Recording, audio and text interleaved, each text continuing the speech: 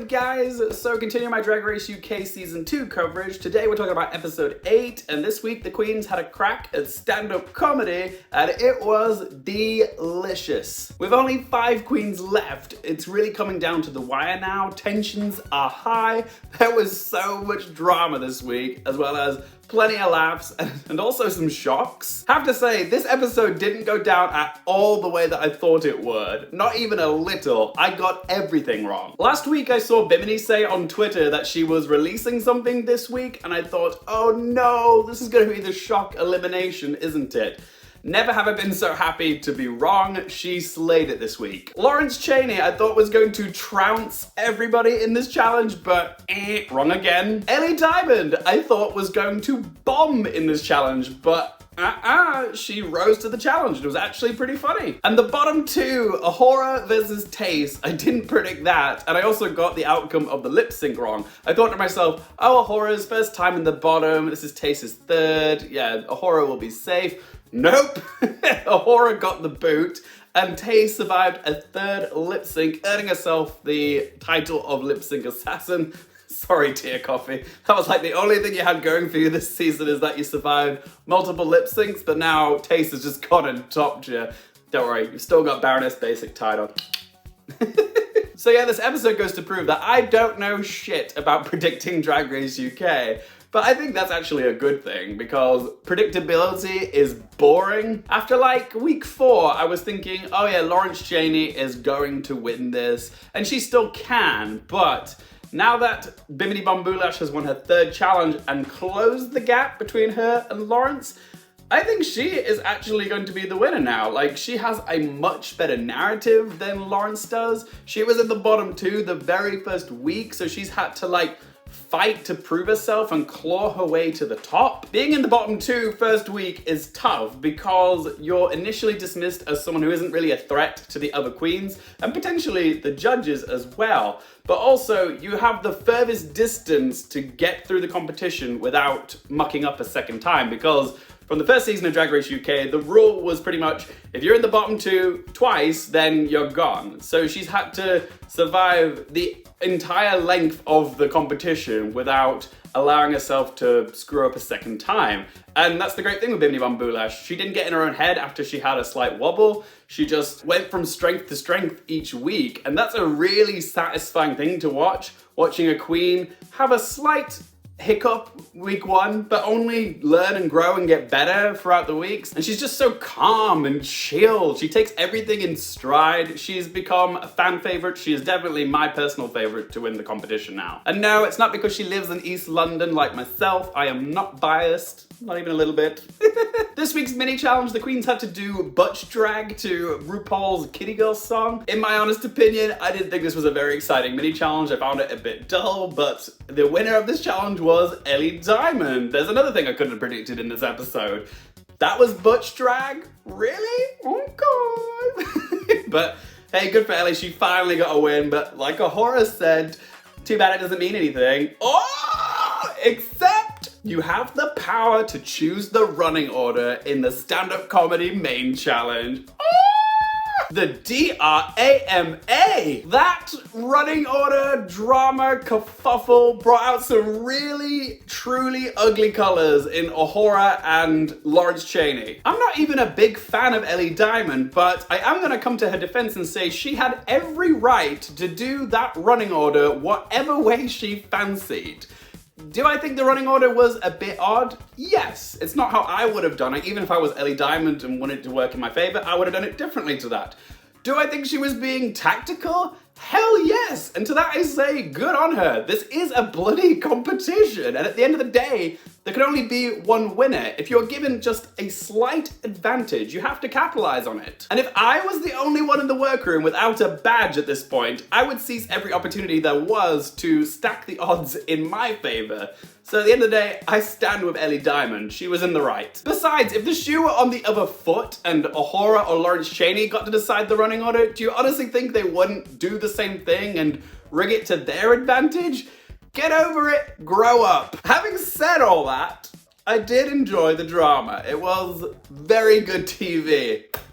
As for the actual comedy challenge, I think everybody did pretty well. Like, nobody had an outright disaster, and everybody at least made me laugh. I don't know if not having an audience would be an advantage or a disadvantage in this challenge, because on the one hand, it's hard to gauge whether your jokes are landing without a large audience, but on the flip side of the argument, there's less pressure because there's less eyes on you. What do you guys think? Does it help or is it a hindrance? Whora was up first, and oh my god, her granny story it's playing on a loop in my brain. I am dying to know what she said. It's driving me crazy. She hasn't actually revealed on Twitter what it was she said. She's just enjoying that power she's got over everybody. But oh, I am dying to find out what it was. How vulgar did she get with it? If anybody does find out what she said, let me know in that comment section down below. Her bit about comparing anal sex to getting into a hot bath,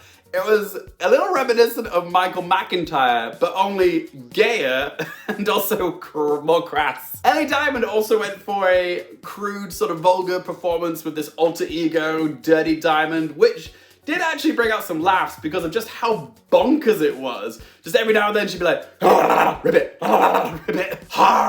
Can she say that on the BBC? No! It was funny because it was just so unexpected, and it was coming from Ellie Diamond as well, the most demure, shy queen in the whole competition. Who knew she had it in her? I say good on her. Bimini Bon-Boulash with her not a joke, just a fact routine. That was gold. Some would say it's a little filthy, like Whora's and Ellie Diamond's, but I don't think it's filthy. I just thought it was darker humor. Like, she was like talking about cruising at a funeral and also having a go with a vicar and being too old for the vicar. That's really dark comedy, but it's sharp and it's good. I loved it. I thought it was brilliant. When Lawrence Chaney came on, you can just tell this is what she does professionally. Just give her a microphone in a crowded bar and she will have everyone eating out of her hand, just making them feel relaxed and having a good time, taking the piss out of herself. The whole bit about her puss being large and in charge, chunky and spunky, the camel toe.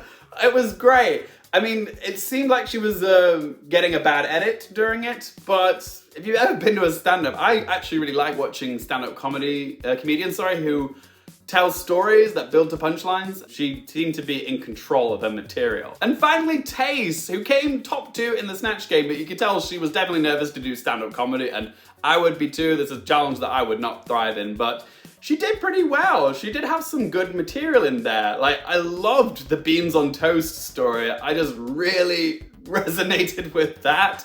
But also, she had some good bits in there about like being lonely and spelling out I love you in a bowl of alphabet soup. Like, that's good. So yeah, she did have some good stuff. It just wasn't really polished. When it came to judging this challenge, it was actually kind of hard to tell because everybody got laughs, and also comedy is so subjective. As it was happening, I thought, oh god, maybe Lawrence Chaney's in the bottom 2 because he's getting that where are the punchlines, where are the jokes edit from the other queens, but no, he was fine. Top 2 even. Whora lost her place in her routine for a brief moment, but it didn't go on for too long, it wasn't too awkward. And Ellie Diamond got a bloody clap laugh from Rupaul. So I thought to myself, oh my god, has Ellie Diamond gone and won the stand-up comedy challenge? It was anyone's guess really, but if the goal is to get the biggest laugh, then arguably Ellie Diamond did make Rupaul laugh the hardest. It's just her dirty diamond demonic voice did get a little bit repetitive, and that kind of comedy is funny because of shock value. It's not really intelligent comedy, it's just like, oh, that's a surprise! Going smutty and crude and crass like Whora and Ellie Diamond did can work in your favor. It worked for Blue Hydrangea in last year's Snatch Game with her Mary Berry. Sometimes filthy, smutty humor, it's a good way to get a quick laugh, but it didn't work out for Whora in the end, did it? Because apparently... Anyway, I did agree with the judges that Bimini Bon-Boulash was the rightful winner this week. I'm so glad she won. That's 3 challenges now that she's won. Tied for first with Lawrence Chaney, a number of badges. And also, her runway look was amazing. The whole acne, sexy, androgynous suit. Never has Blotchy looked so sexy. And that's one thing I love about Bimini Bon-Boulash as well. She's always surprising on the runway. Whereas with Lawrence Chaney, he always delivers good runways, but I kind of know what I'm expecting from Lawrence. I'm never surprised by what he presents. I wasn't crazy about her runway look. I mean, I liked the concept of it, and I liked the headpiece that she was wearing, but from the neck down, it was just like a sparkly bodysuit with a couple bits sticking out of it. I wasn't particularly blown away by it, but the judges loved it because of course they did, because it's Lawrence. Ellie Diamond ended up being safe, which was a little bit of a shocker after hearing her critiques and also from her little interaction with Whora in Untucked, and Whora was really letting her have it. I thought the producers might actually put Whora v Ellie as the bottom two because drama and having this sort of revenge / dual lip sync for Whora. But instead of that bottom two, we still had a bottom two that was produced to filth, and that was Whora versus Tayce. The two besties battling it out for a place in the top 4. I was thinking this is Whora's first time in the bottom 2. She's had 2 challenge wins, one of which was just last week. And this is Tayce's 3rd time in the bottom 3. She's had a good run, but this is probably her time to bow out. But nope, I was wrong. It ended up going to Tayce. Tayce got a 3rd, Chaney, you stay. I guess Whora's not really a performer. She's more of a look queen. And also when she found out she was in the bottom 2, she did look a little shaken up. So maybe that rocked her confidence and she didn't perform as well as she could. But out of the 2, I do personally prefer Tayce overall, but I think Whora was more deserving of being in the top 4. Tayce can't win the series, and that's just a fact, but she will walk away from the competition with the title of Lipsync Assassin, and that's something. But what was most surprising for me was how I felt when Whora was eliminated, because Whora's been a queen who I've been so hot and cold with throughout the whole competition. One minute I liked her, the next I didn't like her. But as the weeks have gone by, I have slowly warmed up to her as a person, and I do kind of like her now. It's always nice to see a queen have a redemption arc. You know, she started off as someone who ruffled feathers, liked to stir the pot and spill the tea about how she felt about the other queens.